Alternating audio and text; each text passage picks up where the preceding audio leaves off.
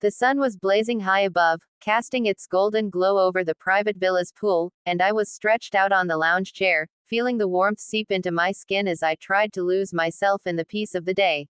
It was supposed to be a simple escape from the chaos of life, a few hours of freedom where the only sound was the gentle lapping of water against the pool's edge, the occasional splash of a diving bird, and my own calm breathing. I hadn't expected anyone to disturb my perfect moment, especially not someone like him, Alexander Moretti, the man whose reputation preceded him wherever he went. The mafia boss. I had heard whispers, rumors of his control, of his power, of the way people either feared him or obeyed him without question, but I had never imagined meeting him in person, let alone under circumstances like this.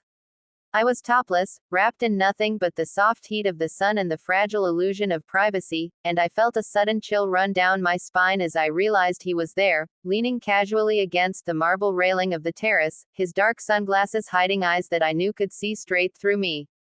"Get dressed," he said, his voice smooth, yet carrying a dangerous edge that made my heart skip a beat. "Or I can't be responsible for myself." I froze, heat rising not just from embarrassment but from an undeniable, magnetic pull I felt toward him, a pull that was impossible to ignore. Every instinct screamed at me to cover up, to retreat, but curiosity, and something far more forbidden, kept me rooted to the lounge chair.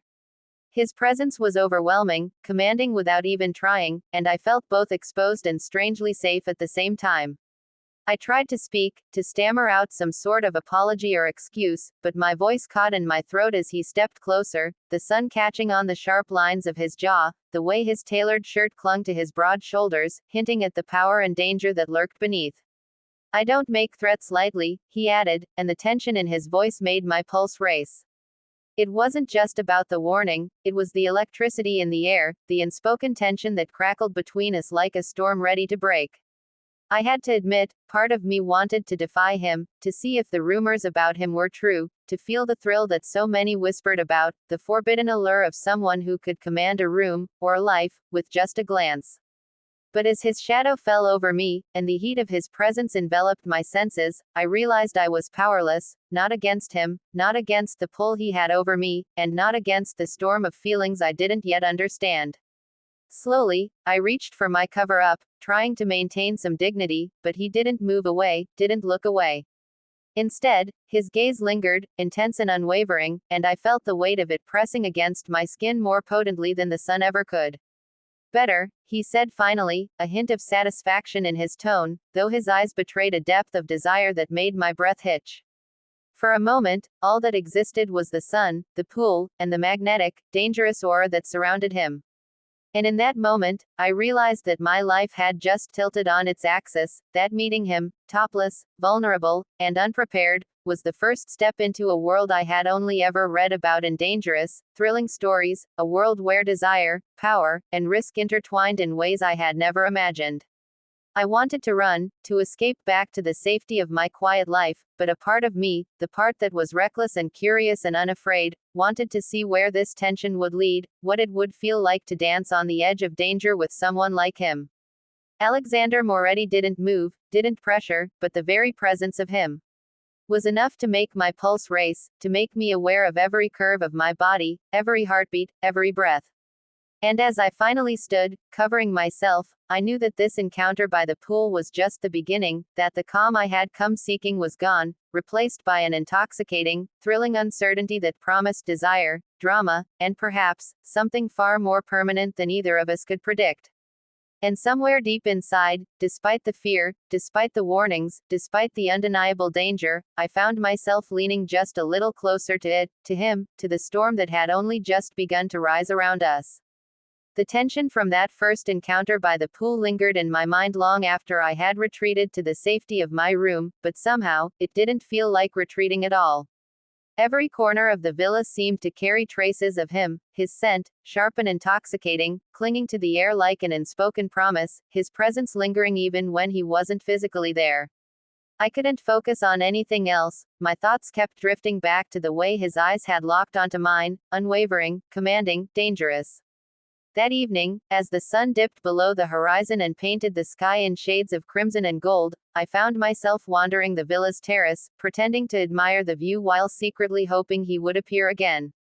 And then he did. Alexander Moretti, stepping out of the shadows as if materializing from the air itself, his tailored jacket slightly unbuttoned, the setting sun catching the contours of his face, making him look almost untouchable. "You're thinking about this too much," he said, his voice smooth, teasing, yet carrying that undeniable authority. I wanted to deny it, wanted to insist that I was not consumed by thoughts of him, but the truth was written all over my face, and he noticed immediately. A slow, knowing smile spread across his lips, and I felt my pulse quicken as he took a step closer, the space between us shrinking with every heartbeat. "You think you can resist me?" he asked, a challenge hidden in the cadence of his words. I swallowed hard, trying to regain some semblance of composure, but the electricity in the air made it impossible to speak without my voice trembling. There was something dangerously alluring about the way he carried himself, the effortless control he had over the atmosphere, over me, over everything around him. He wasn't just a man, he was a storm, a force that could sweep through a room, a city, a life, and leave destruction and desire in equal measure. And I was standing right in the path of it. "You don't know me," I said finally, trying to assert some independence, though my words felt weak even to my own ears. "I think I do," he replied softly, stepping even closer, his hand brushing against the railing but inching toward me with deliberate slowness. That small, calculated movement made my skin tingle, my heart hammer in my chest. I realized in that moment that resistance wasn't just futile, it was impossible. The way he looked at me, the intensity of his gaze, made me feel naked in more ways than one, exposed not just physically, but emotionally, mentally, in ways I hadn't allowed anyone to see before. And yet, despite the danger, despite the warnings that screamed in my mind, part of me wanted to surrender, to let the tension pull me into a world I had never dared to explore. "Why are you here?" I asked, almost pleading, though I knew the answer would be as complicated as it was dangerous. "Because I saw something I wanted," he said, his words low, measured, carrying a weight that made my knees weak. The subtle threat and promise intertwined in a single sentence, and I realized he wasn't just talking about desire, he was talking about control, about power, about the undeniable pull he had over everything, and now, over me. That night, the villa felt alive with an energy I couldn't escape. Every sound, every shadow, every flicker of light seemed to pulse with anticipation, with the promise of something forbidden yet irresistible. I tried to distract myself, to lose myself in mundane tasks, but every glance at the terrace, every sound outside my window, reminded me that he could appear at any moment, and when he did, the world I thought I controlled would no longer belong to me. And when he finally appeared at the edge of my balcony, his presence so commanding it was almost tangible, I felt the last remnants of my restraint crumble. He didn't rush, didn't force, but the sheer weight of him, the danger and desire coiling together in a single, mesmerizing package, made every attempt at self-control meaningless. "Come with me," he said, and I knew this wasn't a suggestion. I followed, as if guided by a force far stronger than my own will, through the villa's dimly lit hallways, into a private lounge that seemed almost designed for encounters like this, opulent, intimate, and impossibly tense. He gestured for me to sit, and as I did, the distance between us shrank once more, his hand brushing against mine, the contact light but electric, sending a jolt straight through me. Conversation flowed between us, teasing, playful, yet laced with an undercurrent of something darker, something that hinted at the edges of danger, the thrill of risk, the intoxicating possibility of surrender. I laughed when I shouldn't have, teased when I was terrified, and all the while, I felt him studying me, reading me, unraveling me piece by piece, his eyes tracing the lines of my face, the curve of my lips, the hesitation in my movements. And just when I thought I might be able to breathe, he leaned closer, so close that I could feel the heat of his body, the soft brush of his hair against my cheek, the subtle, tantalizing scent of him that made my senses reel. "Do you trust me?" he whispered, a question that seemed simple but carried the weight of a promise, a threat, and an invitation all at once.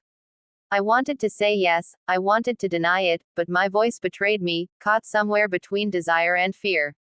And in that moment, with the city lights casting shadows around us and the world outside forgotten, I realized that meeting him by the pool wasn't just an encounter, it was the start of a journey I couldn't turn away from, a story of danger, desire, and an undeniable connection that neither of us would ever forget. The night stretched on, every second thick with anticipation, every heartbeat echoing the unspoken tension between us, and I knew, deep down, that nothing in my life would ever be the same again. Alexander Moretti wasn't just a man, he was a storm I had willingly walked into, and there was no turning back. The next morning, I woke with a sense of lingering anticipation, my mind still tangled in the memory of Alexander's presence, the way his gaze had pierced through me, making me feel both exposed and exhilaratingly alive. The villa was quiet, bathed in soft sunlight streaming through the floor-to-ceiling windows, but it didn't calm the storm inside me. Instead, it amplified it, every sound, every flicker of shadow, a reminder that he was out there somewhere, moving through the halls like a predator in perfect control. I dressed carefully, deliberately choosing something that balanced elegance with subtle allure, knowing he would notice, knowing that the smallest detail of my appearance would catch his attention and draw his focus in ways that were impossible to ignore. I wandered down to the pool, ostensibly for a morning swim, but in truth, I was testing myself, seeing if I could maintain composure in the face of his magnetic, dangerous charm.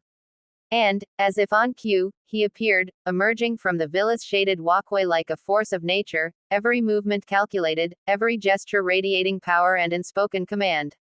He smiled, just slightly, that smirk that hinted at mischief, danger, and desire all at once, and I felt the familiar heat rise in my cheeks, my pulse racing with the knowledge that he could unsettle me without even touching me.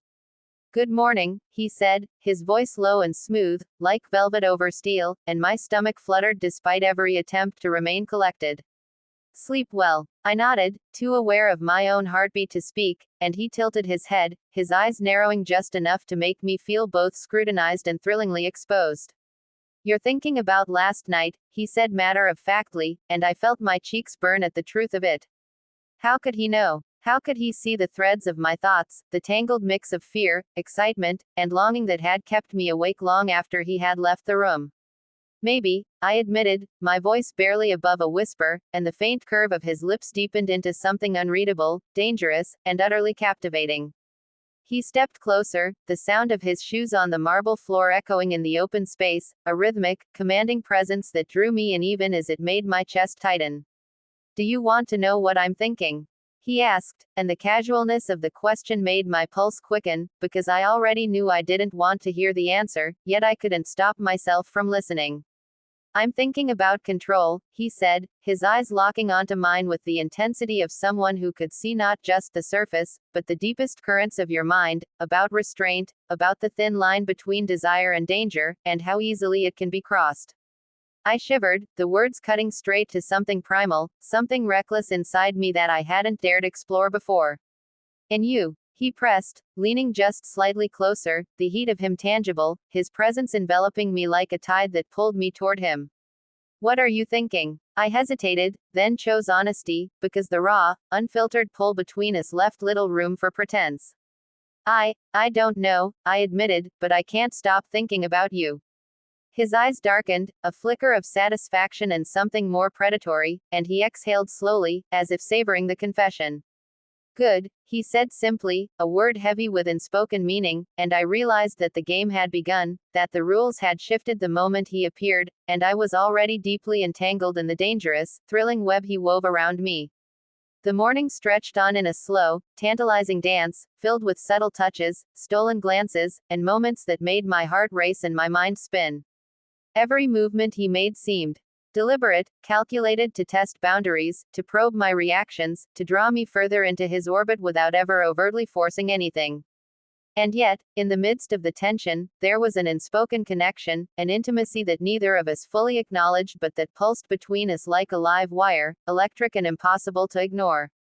At one point, as I reached for my towel, he stepped closer from behind, and I could feel the warmth of his body brushing against my back, the faint scent of him, a mixture of something sharp, woody, and intoxicating, making my knees weaken even as I tried to maintain composure. "Careful," he murmured, his breath brushing my ear, "or I might lose control again." My pulse spiked, my thoughts scattered, and I realized with a shiver that the morning sun, the quiet pool, and the elegance of the villa had all faded into insignificance compared to the overwhelming presence of Alexander Moretti, the mafia boss who was slowly unraveling me with each calculated gesture. The rest of the day was a blur of tension, anticipation, and subtle seduction. He was everywhere and nowhere at once, appearing just when I thought I had escaped the magnetic pull, leaving traces of himself behind, in the curve of a shadow, the faint scent lingering in the air, the echo of a voice in the distance. I caught glimpses of his world, hints of danger and power, the silent acknowledgement of control that made my heart race and my mind reel with curiosity and desire. By evening, exhaustion from the constant mental and emotional tug of war threatened to overtake me, but even then, I could not bring myself to step away from the pull, from the storm that was him, from the dangerous thrill of knowing that I was stepping willingly into a world I had no business entering. And when night finally fell, and the villa was cloaked in darkness, the stars shimmering above like silent witnesses, he appeared once more, this time in the doorway to my room, framed by the soft glow of the moonlight. "It's late," I said, trying to muster a tone of authority, though my own voice betrayed the flutter of desire and fear inside me. He smiled faintly, stepping inside with a grace that was both commanding and intimate. "Yes," he said, "but I've been thinking about you all day, and I couldn't wait any longer." The words sent a shiver down my spine, the intimacy of the confession and the undeniable danger in his tone combining to make me aware of every inch of my skin, every heartbeat, every trembling thought. That night stretched on, a mixture of tension, unspoken desire, and the dangerous promise of things yet to come, leaving me breathless, unsteady, and utterly enthralled by a man who was as intoxicating as he was impossible to resist. And deep inside, I knew, with a certainty that both thrilled and terrified me, that this was only the beginning of a story that would pull me further into the world of Alexander Moretti, a world where desire, danger, and control collided in ways I had only ever imagined, and where surrendering to the storm might be the only way to survive, and perhaps even to live. The next morning, the villa felt alive in a different way, as though the events of the previous days had shifted the air, charged it with a tension I couldn't ignore, a magnetic pull that seemed to hum in every corner, every sunbeam, every shadow. I woke slowly, the memory of Alexander's presence from the night before lingering on my skin like a ghost, making it impossible to focus on anything mundane, anything ordinary. I dressed quickly, a simple yet elegant dress that I hoped would mask both my nerves and the fluttering anticipation coursing through me, and stepped out onto the terrace. The pool shimmered under the morning sun, sparkling as if it knew secrets I hadn't yet discovered, and for a moment, I allowed myself to imagine that everything might be calm, that perhaps I could reclaim a small portion of normalcy before the storm that was Alexander Moretti swept through my life again. But as if the universe itself conspired to erase the notion of peace, there he was, appearing effortlessly from the shadows, his dark hair ruffling slightly in the breeze, his tailored suit perfect yet somehow relaxed, as though he existed in a world where rules of fashion and order bent to his will. "Good morning," he said, his voice low, rich, carrying that unmistakable undercurrent of command that made my heart race and my pulse thrum in ways I hadn't known possible. I smiled politely, trying to maintain a sense of composure, but even as I spoke, I realized that composure was an illusion. I was caught in the orbit of someone far too magnetic, too dangerous, and too undeniably alluring to resist. "You look radiant," he added, and the compliment, simple as it was, carried weight, subtle but heavy, drawing my attention to the way he looked at me, like he could see through every layer of pretense I tried to hide behind. I felt a shiver run through me, part excitement, part fear, as I realized that the tension between us was no longer just physical, it had crept into the air, into the spaces around us, into my very thoughts, making each moment spent near him an exquisite torment. I didn't sleep well, I admitted, finding my voice at last, thinking about last night. He didn't smile, not fully, but the faint curve of his lips hinted at knowing satisfaction, and his eyes darkened, a storm contained within a gaze. "And?" he asked, stepping closer, the heat of his body radiating in subtle waves that made the morning sun feel pale in comparison. "And I can't stop thinking about you," I confessed, the words escaping before I could second-guess them, and in that instant, the world seemed to shrink until it was just the two of us, bound by tension, desire, and unspoken promises. His reaction was slow, deliberate. He didn't reach out, didn't force the next move, but the way he watched me, the intensity of his gaze, was enough to send my heart spiraling. Good, he murmured, his voice like silk laced with steel, because I've been thinking about you all night, too. Every detail, every moment, every glance you didn't know I noticed. My breath caught, my chest tight, and I felt an impossible mixture of thrill and terror. To be noticed by someone like Alexander Moretti was an honor and a danger all at once, a combination I had never experienced and couldn't begin to predict. We moved through the morning like a carefully choreographed dance, the air around us heavy with anticipation, the kind of tension that made even the smallest interactions feel like electric currents passing through my veins. Every word he spoke, every subtle glance, every shift of his posture seemed designed to draw me in, to test me, to make me realize that nothing in this world, or at least in his presence, was under my control. At lunch, he joined me by the poolside, his presence alone, making my stomach twist in ways I couldn't rationalize, and as we spoke, I found myself laughing, teasing, sharing glimpses of myself I had kept hidden from everyone else. He listened with intent, never interrupting, but his eyes never left mine, a silent reminder that he could command the moment without lifting a hand. And yet, even in the intimacy of conversation, there was an undercurrent of danger, a whisper of the power he wielded and the unpredictable path that stretched before us both. By afternoon, the sun was high, and I felt the need to escape the intensity of our interactions, to find solitude in the villa's quiet corners, but even then, I couldn't fully pull away. Alexander had a way of inserting himself into every space, every thought, every heartbeat, and I realized that trying to resist him was both exhausting and impossible. And when he appeared in the sunlit corridor, leaning casually against the wall, his gaze fixed on me with that unreadable, magnetic intensity, I felt my knees weaken once again. "You can't hide from me," he said, a statement rather than a question, and I wanted to argue, to claim independence, to assert that my life was my own, but the truth was undeniable. I was already entangled, willingly, helplessly, in his world. As the evening approached, the villa was bathed in the soft, golden glow of sunset, and we found ourselves on the terrace once more, the pool reflecting the sky like liquid fire, and I realized that every interaction, every look, every moment spent in proximity to him had been building towards something inevitable. He didn't rush me, didn't force any action, but the atmosphere between us was charged, a delicate balance of desire, restraint, and dangerous promise. And then, in a moment that felt suspended in time, he reached out, brushing a strand of hair from my face, his fingers grazing my cheek with a gentleness that belied the storm of power and danger that surrounded him. "You're mine," he said softly, almost a whisper, almost a declaration, and the weight of those words settled over me, thrilling and terrifying all at once. I wanted to protest, to assert my independence, but I knew in my heart that it was a battle I had already lost, that my world had shifted the moment I first saw him by the pool, that surrendering, mentally, emotionally, and perhaps even physically, was inevitable. That night, as the villa grew quiet and shadows stretched across the floor, I lay awake, the memory of his touch, his words, his presence burning in my mind, realizing that I had stepped into a world far more intense and intoxicating than I had ever imagined.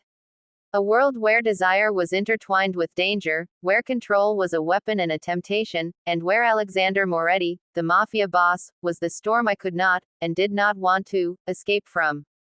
And in that realization, I felt a thrill that was as terrifying as it was exhilarating, knowing that every choice I made from that moment forward would be influenced by the magnetic, dangerous pull of a man who had already captured my attention, my curiosity, and perhaps even my heart. The following day dawned with a tension that wrapped itself around me like a second skin, heavier than the morning sun, as if the very air in the villa carried the lingering weight of Alexander Moretti's presence from the moment I opened my eyes. I had grown accustomed to his shadow in the hallways, the sound of his footsteps echoing faintly in the distance, a constant reminder that he was never truly absent, even when he was out of sight. I dressed carefully again, choosing something light, comfortable, yet impossibly elegant, aware that he would notice, aware that the smallest detail of my clothing, the way it clung or fell, would draw his attention in ways I could not fully control.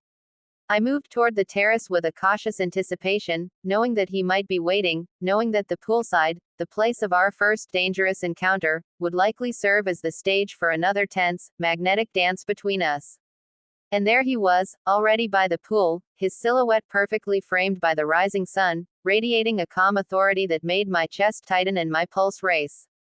"Morning," he said, his voice deep, controlled, yet threaded with that unmistakable tension that always seemed to catch me off guard. I smiled faintly, trying to seem casual, trying to convince myself that the butterflies in my stomach were not entirely his fault, but even as I spoke, I realized that the moment he looked at me, I felt exposed, vulnerable, and thrillingly alive all at once. "You slept well?" he asked, stepping closer, the faint ripple of his movement stirring the still morning air. I nodded, swallowing hard, my throat dry, and for a moment, there was silence, a pause that stretched long enough to make the heat of anticipation almost unbearable. Then he smiled, subtle but knowing, a curve of his lips that seemed to carry the weight of unspoken promises, uncharted territory, and the thrilling danger I could not resist.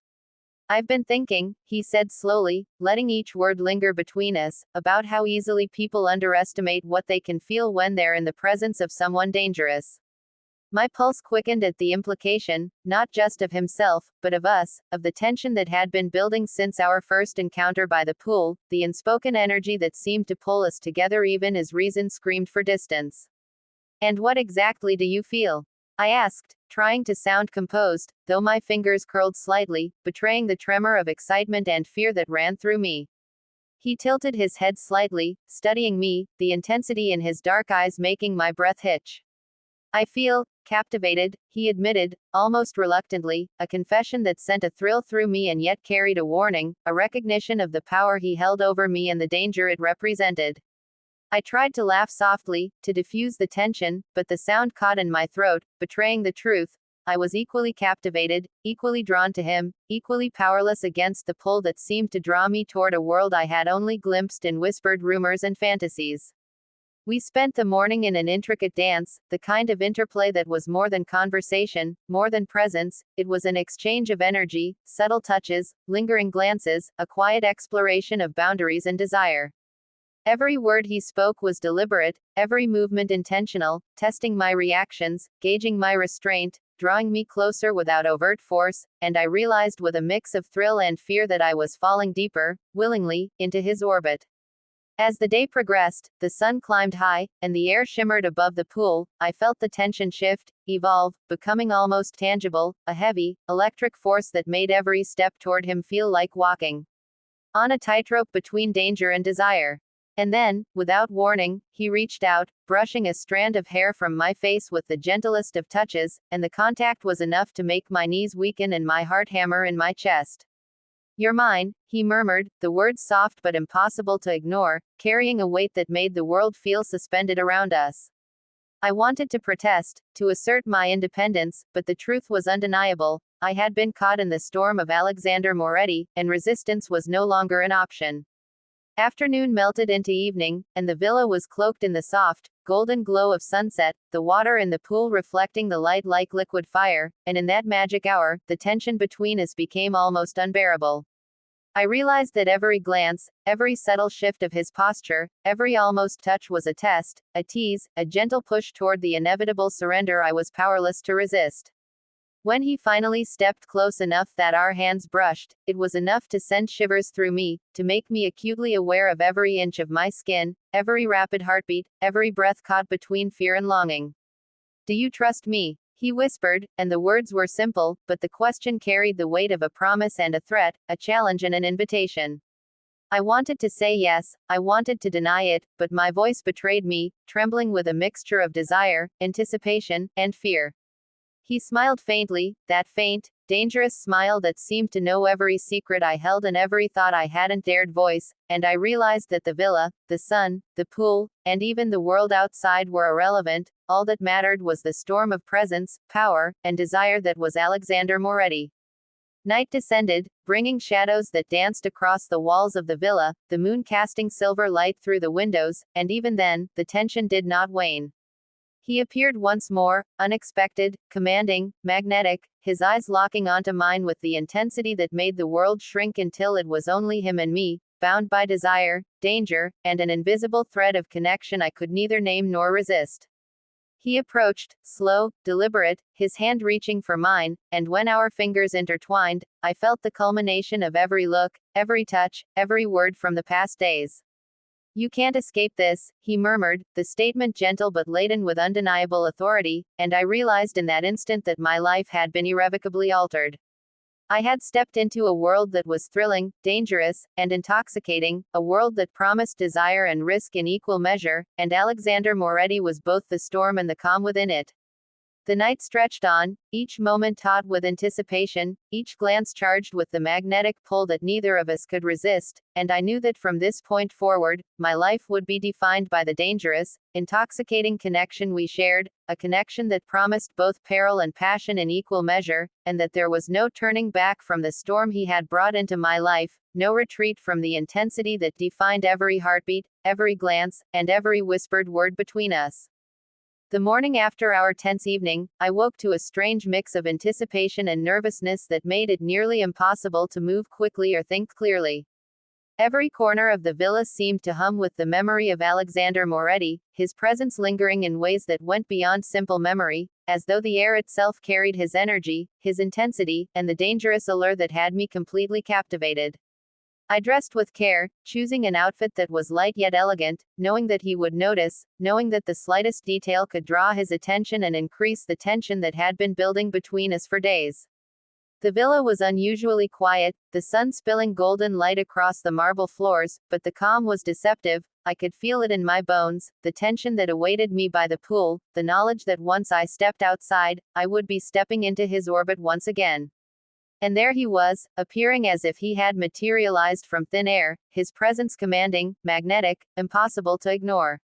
"Good morning," he said, his voice low and smooth, the slightest edge of amusement underlying the words, and I felt a jolt of awareness at how effortlessly he could make the world shrink until it was only him and me. I smiled, though my pulse betrayed me, and he tilted his head slightly, as if reading my thoughts, as if he could sense the mixture of fear, anticipation, and attraction coursing through me.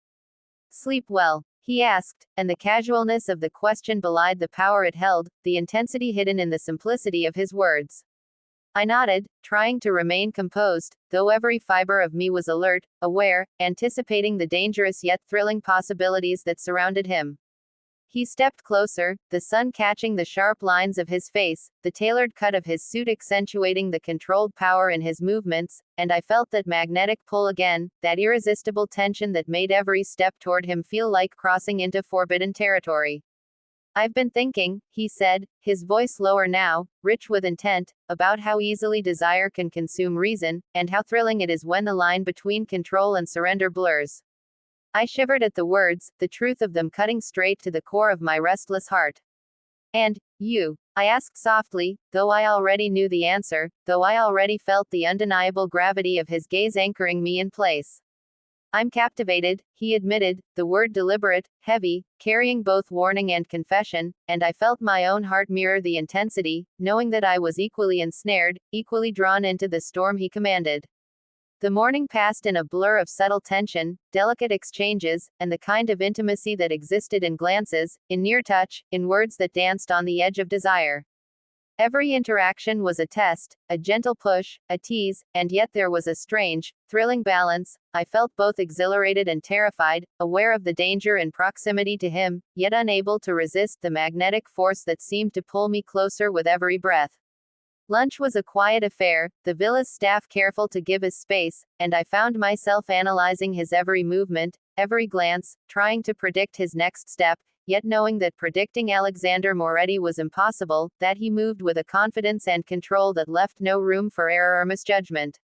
And then, without warning, he was close again, standing behind me as I sipped my tea, his presence so palpable it was nearly physical, his voice soft yet commanding. "You can't resist me." I felt the warmth of his words, the power behind them, and realized with a jolt that the statement was true. I couldn't resist him, not now, not ever.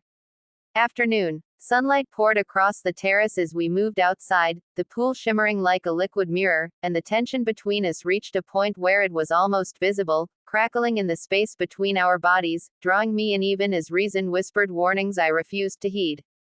He approached, slow, deliberate, every step calculated, and when our hands brushed, lightly, almost accidentally, I felt electricity shoot through me, my pulse spiking, my thoughts scattering into a storm of anticipation, desire, and fear. Do you trust me? He asked again, the words carrying more weight than any mere question could hold, and I wanted to answer in 1,000 different ways, all of them impossible, all of them revealing more than I dared. The villa seemed to fade around us, the air charged with unspoken promise and the dangerous allure of surrender, and I realized that I was caught completely, helplessly, in the orbit of a man whose control extended far beyond physical presence. As the evening approached, the sky transformed into a canvas of fire and shadows, and the villa seemed to breathe with us, alive with the energy that only grew when we were near each other. Alexander didn't force, didn't rush, but his presence was overwhelming, commanding every thought, every heartbeat, and every flicker of desire that I had tried to suppress. When he finally leaned closer, the heat of his body so near that I could feel it in every nerve, I understood that the storm had reached a crescendo, the culmination of every glance, every touch, every moment that had led to this perfect, terrifying tension.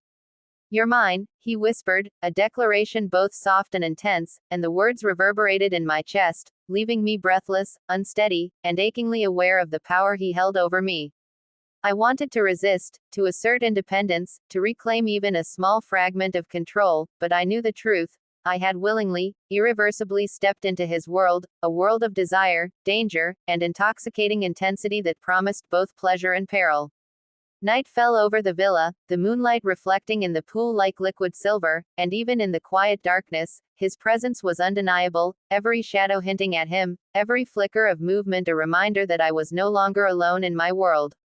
The tension between us had evolved, grown deeper, more intricate, more impossible to ignore, and I realized that surrendering to it was not just a temptation, it was an inevitability, a path I could not, and did not wish to, resist. As I lay awake, the memory of his touch, his words, his gaze, and the storm of desire and danger he brought into my life coursing through me, I understood that my life had changed irrevocably, that Alexander Moretti was no longer just a man I had met by the pool. He was the force that would define the coming days, the nights, and perhaps even the story of my heart, a story written in tension, temptation, and the dangerous, intoxicating promise of surrender. And deep inside, I knew that every choice I made, every thought I had, and every beat of my heart would be colored by him, by the storm that was Alexander Moretti, by the undeniable, magnetic, dangerous pull that I could neither escape nor deny. The next day began with a tension that seemed almost tangible, pressing against my skin and curling around my thoughts as I moved through the villa with a heightened awareness, every glance toward the terrace or the pool making my pulse spike because I knew he could appear at any moment. Alexander Moretti had become more than a presence, he was a storm I could feel approaching long before I saw him, a magnetic force that seemed to pull at my every decision, every heartbeat, every breath. I dressed carefully once again, choosing something simple but elegant, aware that my choice of clothing, the slightest curve or movement, would not go unnoticed, and that he would read the language of my body with the same precision he seemed to wield in every other aspect of his life. By the time I reached the terrace, the pool shimmering under the morning sun, I saw him already there, leaning casually against the railing, his dark eyes scanning the space, yet locking onto me in an instant that made the world around us blur into insignificance. "Good morning," he said, voice low, smooth, threaded with amusement and something deeper, something dangerous that made my stomach tighten in anticipation. I returned the greeting, trying to maintain composure, but the instant our eyes met, I felt the same magnetic pull, the same thrill and danger that had haunted me since our first encounter by the pool. He stepped closer, slow, deliberate, each movement a study in control and power, and I realized that resistance was futile. I was caught in his orbit completely, willingly, helplessly. "You're thinking about last night," he observed, the words casual but carrying weight, his eyes dark and unreadable yet penetrating enough to leave me feeling both exposed and exhilarated. I hesitated, then admitted, maybe, knowing that the truth, my constant thoughts of him, would be impossible to hide, and I watched as a flicker of something almost predatory crossed his expression, making my heart race even faster. "And I was thinking about you," he said softly, his voice carrying a mix of confession and warning that sent shivers down my spine. The morning passed in a delicate, thrilling dance. Every word, every glance, every subtle gesture between us was charged with electricity, each moment testing boundaries, pushing me further into the storm of desire and anticipation he commanded so effortlessly. I realized that the villa, the sun, the pool, and even the world outside had faded into irrelevance. Everything that mattered was the magnetic tension between us, the dangerous promise he embodied, and the intoxicating pull I could neither resist nor escape. By afternoon, the heat of the day mirrored the heat that had been building inside me. Every step I took toward him, every glance I dared to give, increasing the intensity until it felt almost unbearable. He approached, the sound of his shoes on the marble floor echoing like a drumbeat, each step calculated, controlled, mesmerizing, and I found myself frozen even as my heart raced, aware that I was being drawn into a world far more thrilling and dangerous than I had ever imagined. When he finally reached me, the space between us charged with unspoken energy, his hand brushed mine lightly, sending a shock through my entire body that made my pulse race and my thoughts scatter. "You can't escape this," he murmured, almost a whisper, almost a promise, and the words wrapped around me like a binding force I did not wish to resist. I wanted to argue, to reclaim even a fragment of control, but deep inside I knew it was impossible. Surrendering, at least partially, was inevitable, and the thought both terrified and thrilled me in equal measure. As the afternoon sun began to wane, the shadows lengthening across the villa and the pool reflecting the fading light like molten silver, the tension between us became almost unbearable, each moment pregnant with the possibility of action, of confession, of desire erupting into reality. He didn't force anything, didn't rush, but the energy he exuded, the calculated intensity of his gaze and presence, was enough to keep me on edge, my senses alert, my body and mind entwined in the storm he brought into my life. At one point, he leaned closer, the warmth of his body nearly overwhelming, his breath brushing against my ear as he murmured, "Do you trust me?" The simplicity of the question belied its power, its ability to strip away pretense and expose vulnerability, and I felt my knees weaken and my pulse spike, knowing that the answer, whatever it was, would carry consequences far beyond words. I tried to steady my voice, to reply with composure, but it betrayed me, trembling with the mixture of desire, anticipation, and fear that had become almost constant in his presence. He smiled faintly, that knowing, dangerous smile, and I understood that every glance, every touch, every word since our first encounter had been leading to this inevitable collision of will, desire, and surrender. Evening arrived like a slow, deliberate seduction, the villa bathed in golden twilight, the pool shimmering in the fading light, and the tension between us reached a crescendo I could no longer deny. He approached again, slow, deliberate, commanding, and when our hands finally touched fully, intertwined in a gesture that was both intimate and consuming, I felt a wave of emotion, desire, and anticipation that left me breathless, unsteady, and fully aware of the storm I had entered willingly. "You're mine," he whispered again, and the words, soft yet impossibly powerful, resonated through me, leaving no room for doubt, no space for resistance, only the recognition that my life had shifted irreversibly from that first moment at the pool. I wanted to protest, to assert independence, but the truth was undeniable. I had been caught, entangled, and drawn into a world of danger, desire, and intoxicating tension that promised both peril and thrill.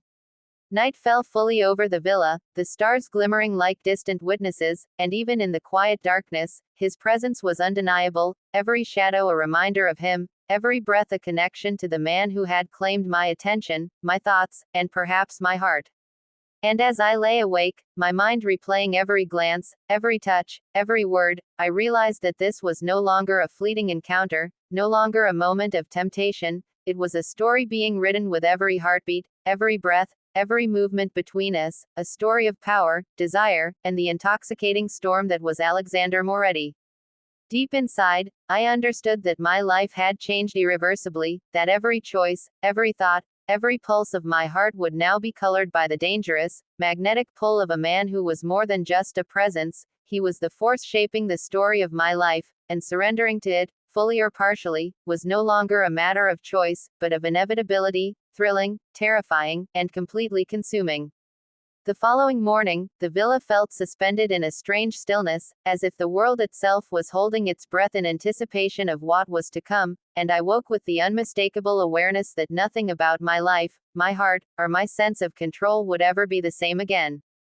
Alexander Moretti's presence had become almost tangible, a storm that followed me in every shadow, every breath, every glance, and even when he was not visible, I could feel the magnetic pull of him, the weight of his gaze that seemed to pierce through walls, through doors, through every attempt I made at maintaining independence. I dressed carefully, each movement deliberate, aware that he would notice the smallest detail, the slight curve of my silhouette, the hint of vulnerability that I could not fully mask, and I felt my pulse spike as I stepped onto the terrace, where the pool shimmered under the morning sun, casting reflections that danced across the marble floors like liquid fire. There he was, already present, leaning casually against the railing, the sunlight catching the sharp angles of his face and the dark intensity in his eyes that had become so familiar, yet still left me breathless every time I looked at him. "Good morning," he said, his voice low, rich, threaded with amusement and something deeper, something dangerous that made my chest tighten with anticipation. I smiled faintly, aware that no smile could mask the electricity running through me, the awareness that every glance, every heartbeat, every flicker of emotion between us had led to this point, a culmination of days filled with tension, desire, and the intoxicating danger of surrender. He stepped closer, slow, deliberate, and the warmth radiating from him was nearly overwhelming, making the air between us thick with anticipation. "You've been thinking about this," he said, his voice a soft murmur, yet weighted with authority, "about us, about every moment since that first encounter by the pool, haven't you?" I swallowed, trying to speak, but my voice caught, betraying the truth I could not deny. He smiled faintly, a dangerous, knowing curve of his lips, and I realized that he didn't need words to control the moment. His presence, his gaze, his very being was enough to leave me exposed, vulnerable, and utterly captivated. The day passed in a haze of subtle tension, small gestures, and fleeting touches that left me dizzy with anticipation and longing. Every look he gave, every brush of his hand, every carefully measured word drew me further into a web of desire and danger that I could neither resist nor escape. I realized that this was no longer just a flirtation, no longer a simple dance of tension and curiosity, it had become a force that shaped my every thought, my every heartbeat, a storm I had willingly stepped into and could no longer step away from. As the sun began to set, painting the sky in brilliant shades of red and gold, Alexander approached once more, his presence commanding, magnetic, and intoxicating. He didn't rush, didn't force, but the energy between us was palpable, charged with an intensity that left me breathless and achingly aware of every inch of my body, every rapid pulse of my heart, every shiver that ran through me at the mere brush of his fingers against mine. "Do you trust me?" he asked softly, and the question, simple as it seemed, carried the weight of every moment we had shared, every tension-filled glance, every subtle, tantalizing touch. I wanted to answer in 1,000 ways at once, each one truthful and reckless, each one betraying the storm of desire and fear inside me, but the words caught in my throat, leaving only the raw truth in my eyes, which he saw and understood perfectly. Slowly, deliberately, he leaned closer, his face inches from mine, the warmth of his breath, the subtle scent of him, intoxicating, making every rational thought flee from my mind. "You're mine," he whispered, and the words, soft, commanding, and utterly consuming, reverberated through my entire being, leaving no room for doubt, no possibility of resistance, only the realization that surrendering, fully or partially, was inevitable, and that I had been caught, willingly, in a storm I could neither escape nor deny. The evening deepened, shadows stretching across the villa, the pool reflecting the fading light like molten silver, and every movement, every glance, every almost touch between us built a tension so thick it felt almost tangible. He didn't need to speak to make his intentions known, the energy he radiated, the magnetic pull of his gaze, the subtle curve of his lips, the near brush of his hand, all communicated what words could not. That he was dangerous, that he desired me, that he commanded this world, and that I was caught completely in it. At night, the villa became a cocoon of anticipation, the moonlight casting soft, shimmering reflections across the terrace and pool, and I realized that every second spent near him was a mixture of thrill, fear, and desire, a combination I had never experienced and could not resist. He approached again, slow, deliberate, each step measured yet impossible to ignore, and when our hands met fully, fingers intertwining, I felt the culmination of every tension-filled moment, every look, every touch that had led to this perfect, terrifying union of desire and surrender. You belong to me, he murmured, his lips close to my ear, his words soft yet carrying an authority that left no space for denial, only acceptance, and I shivered, knowing that my life, my heart, my very being had been irrevocably altered from the moment we first met by the pool. Every instinct screamed to resist, to reclaim even a fragment of independence, but I had already surrendered, willingly, helplessly, completely, to the storm that was Alexander Moretti, and the realization sent a thrill through me that was as terrifying as it was intoxicating. Night deepened further, and even as silence fell across the villa, the tension between us remained, alive, electric, a pulse of desire and danger that neither of us could deny. He didn't force, didn't demand, yet the very presence of him was enough to consume every rational thought, every shred of composure I had tried to maintain. And in that silence, in that charged darkness, I realized that this was no longer a fleeting encounter, no temporary thrill, it was the beginning of a story, a life, a connection forged in desire, danger, and the intoxicating promise of surrender. I had entered a world I could never have imagined, a world dominated by Alexander Moretti, the mafia boss whose presence, gaze, and touch had become my obsession, my temptation, and my irresistible destiny.